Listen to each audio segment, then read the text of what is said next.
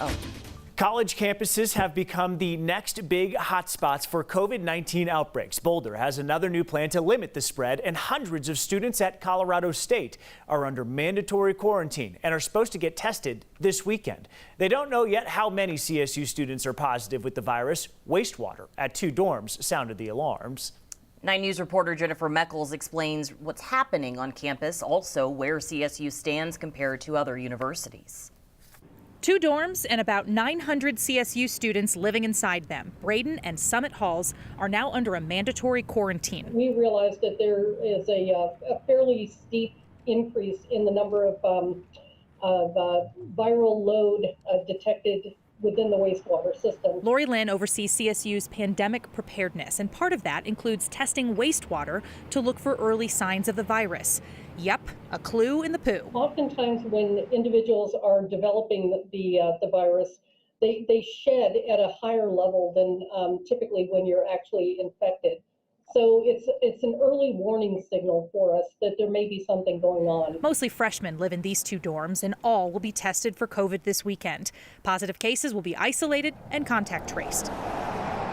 It's a strange time on college campuses. Health officials report more than 1,200 cases connected to CU Boulder, the largest outbreak in the state, prompting a switch back to remote-only learning and a public health order banning college-age students from gatherings. In Fort Collins, CSU quarantined these 2 dorms, but a total case count on campus is so far much lower, about 300. Personally, I think part of it is just the physical location of the campus in relation to the town. Boulder is a little bit different community.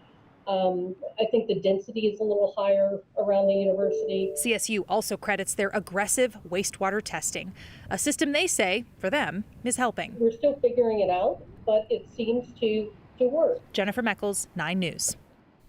Quarantined students in these 2 dorms will move to online learning. Before the quarantine is lifted, both the students and the wastewater, yes, the clue in the poo, will be tested again. Lynn said she has confidence most students will comply with the quarantine, but you know what, if they don't, they could face university discipline.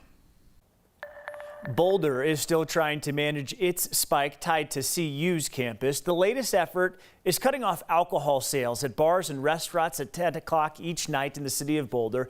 The order started today and runs for at least 2 weeks. Just yesterday, the city announced anyone between 18 and 22 years old can't be together for any public gatherings. That includes inside, outside, on or off campus for the next 2 weeks. The latest outbreak data shows 1,200 cases of coronavirus tied to students. The city is warning it may add more restrictions if the case count does not improve. One bright side, hospitalizations have stayed flat while cases shot up. There's been some confusion about whether CU Boulder students are allowed to go to work under the public health order prohibiting gatherings of 18 to 22-year-olds. Boulder County Public Health cleared that up with us today. They say that the order prohibits those 18 to 22 years old living in a property under a stay-at-home order from going to work. 18 to 22-year-olds not living in a property under a stay-at-home order are allowed to go to work, and that includes students living in dorms. The properties under stay-at-home are located off campus. A full list of these can be found on Boulder County's public health website. Some students and parents are claiming this order to be unconstitutional. Now, we do know there is a state statute that says the county health department does have the right to enforce quarantines and prohibit gatherings, but we spoke to 9 News legal analyst Whitney Traylor just to see if anybody could prove that the order is indeed unconstitutional. Can justify that, yes, this is going to stop what's happening here in Boulder County, then they'll probably prevail. Now, the parents, for them to win, they're going to have to show that this was an overreach. They didn't need to do this type of quarantine. Traylor says that even people do pursue a lawsuit. If that happens, the stay-at-home order will most likely be over by then, and they will have to focus on damages. But basically, it will all come down to the COVID-19 data. Suzanne Morphy has been missing for more than 4 months. She was last seen on Mother's Day. Tonight, family and friends took a break from a new effort to find her and instead remembered her. More than 100 people gathered at a vigil in Salida tonight and shared some memories. 9 News reporter Mark Salinger was there. Everyone in Salida knows the name Suzanne Morphy. Tonight, people gathered in an emotional candlelight vigil to remember her and pray that one day she's found. Suzanne's brother spoke about his younger sister, who he's been trying to find for months. He organized a search effort with more than 100 volunteers to look through the mountains in Chaffee County for any clues. Tonight, they came together to share memories of her.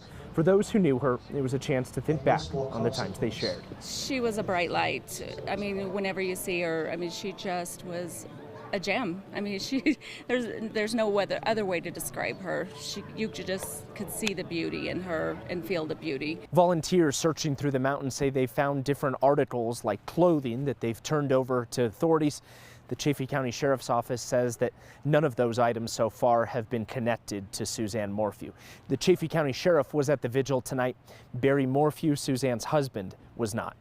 In Salida, I'm Mark Salinger, 9 News. The search will continue for the next 4 days in Chaffee County as volunteers work to find any evidence that could help solve this case. More communities have been forced to evacuate tonight as the Cameron Peak fire flares up yet again.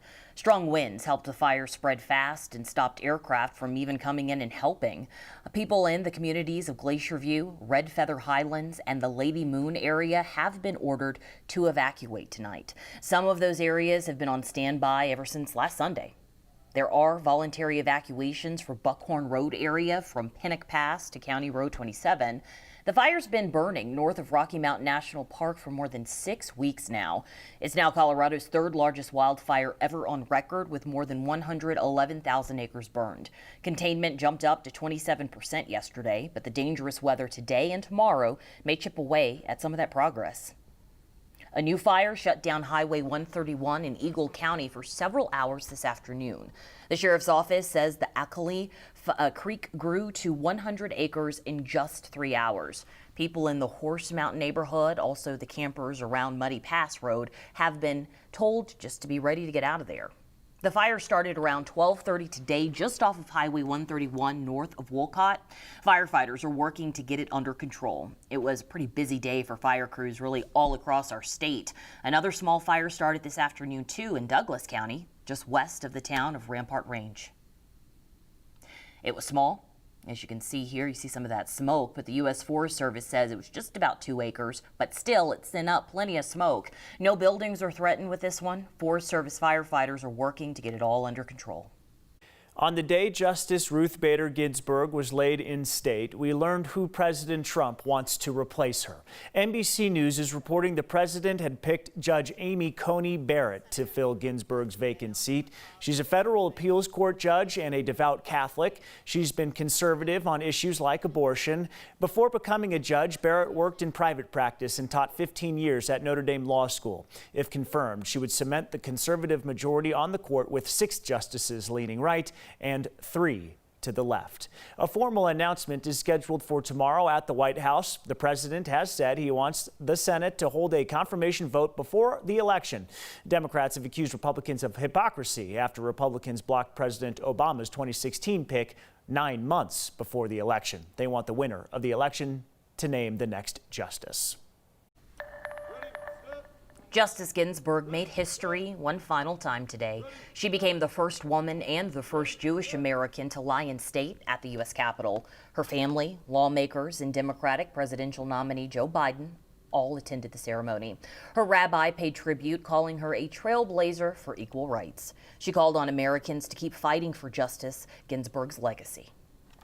Even as our hearts are breaking, we must rise with her strength and move forward. She was our prophet, our North Star, our strength for so very long. Now she must be permitted to rest after toiling so hard for every single one of us. Ginsburg's trainer even paid tribute. He led Justice Ginsburg's workouts for years. He stopped next to her casket. As you can see, he dropped down and gave her 3 push-ups. As she left the U.S. Capitol, women of Congress lined the steps and held their hands over their hearts. Ginsburg will be buried next to her husband at Arlington National Cemetery.